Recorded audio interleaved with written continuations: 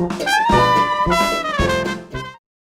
Sklar with bnetTV. We are coming to you from the floor of the CTIA Wireless 2012 convention here in New Orleans, Louisiana. I am speaking with Omnilink's Steve Hudson. How are you today, sir? I'm great. Nice to meet you. Yep, good to see you. Great to see you again as well. It's been a little while since we've been able to speak, but for all the people out there in bnetTV land, why don't you give us a brief overview of Omnilink, some of your core businesses, and then what you're doing here at the CTIA. Great, thank you. Appreciate the time. So Omnilink's been around now for as long as any other location-based tracking platform has, and we started, and the genesis was tracking people or things that matter the most, and we picked the area of offender monitoring, so home arrest and ankle bracelets for the person of interest who is outside the jail system in an alternative program. So what we do is we provide a device, we provide the software for the officers or the users to set up where they're allowed to be, not allowed to be, so that they're adhering to their sentencing. And we provide the alerts to the people that are out there monitoring them, so correction officers and whatnot. And doing all of that made our systems hardened enough to go into pretty much any market you can imagine to monitor or manage people of interest or assets of interest. And so we just continue to expand through channel partners and deploy our solutions for safety and security of what matters most. So let's, why don't you introduce the particular products that you've just actually had the releases on, and then we'll talk about maybe some of the macro trends that surrounding it. Sure. So what we released just a few months ago was a great opportunity to work with AudioVox, an enormous proven distributor in the electronics world.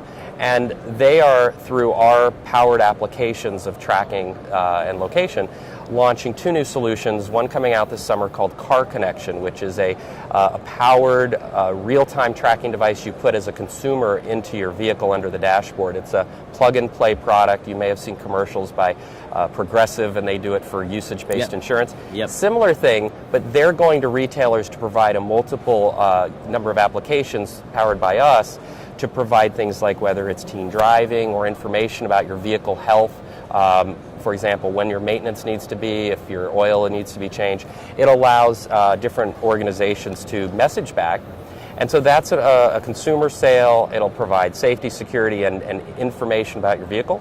And they're going to also offer a personal locator device for what they're calling the sandwich generation, which is a person that has parents that are elderly that need to be monitored for caregiving, that are potentially at risk of wandering or falling. And then we also are going to market the teens and under for parents who need to make sure they know when they get to school, they come home, or when they're out driving, getting all that behavior. All of this, the things that you've just been speaking about, the tracking, the asset tracking, and actually, well, okay, I'll continue along my line of thought here. How much economics is surrounding relieving pressure from the system? Sure. From a macro sense. Right. So we'll kind of divide it into two different areas. On the personal tracking side, and you get into things like Alzheimer's and Amber Watch, and there was a great article last week that we had with the USA Today that really talked about this growing caregiver problem. Right. And the problem is we are actually an alternative to a caregiver hiring people to go check in on your loved ones. Right. And it's also relieving the Medicare and Medicaid problem with the growing number of people living longer, living at home. Right. And how to do that. So there's a number of ways that having an electronic monitoring product not just helps for safety and security, but helps for peace of mind for the caregiver. Right. So an example would be caregivers often not the spouse, but the son or daughter. They don't always live in the same community. But with our product, you're able to go online, set up rules around, just tell me if they go somewhere they're not supposed to, or an incident is about to happen. They can alert to that. Preventative too. Right? Proactive and preventative. Yeah. And what's happened in the past is everything was reactive. You had to be called by the police, taking taxpayer money, and not being proactive around preventing that in a safety and security perspective. And if you do have that an incident that does occur, and you're writing to the doctor right away to make sure, oh my God, they've wandered off. Okay, finally I got them. They had an episode. Now let's grab them. Let's go to the hospital to make sure to get them checked out. Absolutely. And to do that, you're requiring typically that person living remotely to find a way to get their loved one there. Right. Or not find out about it at all. And 50% of people with Alzheimer's, just to use that as an example, will wander in a year. Okay. I'm sorry, 60% will wander, 50% will either be at risk of serious harm or death if they're gone for more than 24 hours. So what we do is we not only provide that safety net for the individual who needs the security net, but the monitoring of that caregiver who they have their own jobs and their own families to take care of in addition to their loved one. So this gives them something that can be very reactive or proactive from an alert based on an exception versus having to always worry and stress out about not knowing what's going on somewhere else. And so then we were also speaking about the idea of agriculture. Yes. And the pharmaceutical industry. Yeah, so that's interesting. So if you think of Omnilink, we're this glue that fits all these new complex problems that need to be solved around, you hear it machine to machine and you hear about the cloud.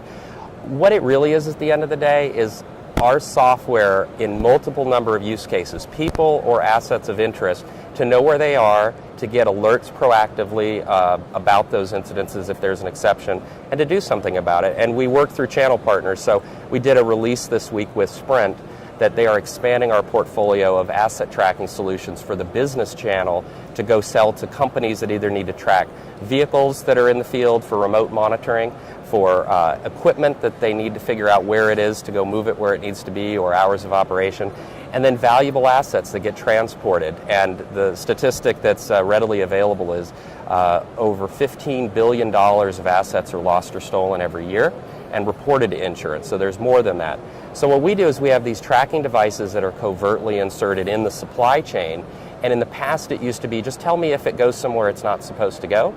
With the advent of technology, we're able to not just do location, but disposition and condition of what's going on in that area. So your example of pharmaceuticals or agriculture is many shippers want to not just make sure that product gets there and the owners, but what happens along the way if temperature goes up to an intolerable threshold? It could ruin your frozen foods. Right. If you have a very large shipment that has just showed up and unconsumable. Unconsumable or dangerous. So with pharmaceuticals, if it's tampered, the devices we're now using in our application will detect if a trailer door opens, if a package sees light, if there's any humidity changes or temperature. So our release was talking about now having smarter devices and more customer choice with 2 or 3 different devices that now can fit into what you're trying to track, your budget, and what you're trying to accomplish through that scenario. And inevitably, Steve, are these products available today for the business community to engage with? Yes, so today we operate through channels, and Sprint is the announcement we have at this release that we're extending these new package solutions through that channel. You'll hear more and more about other channels that we're able to provide these kind of services with. And the reason we do that is you're dealing with an organization like Sprint that has over 2,000 salespeople that touch these kind of organizations that are looking for solutions. And we sit back and provide the capability from a technology and an enablement perspective, and we'll continue to do that across the way we operate. Fantastic. Steve, thank you very much for taking the opportunity to speak with us here today at the CTIA Wireless Show. Good again, a chance for an update again in the future. Thank you. Look forward to it. I've been speaking with Omnilink's Steve Hudson. I am Tony Sklar with bnetTV.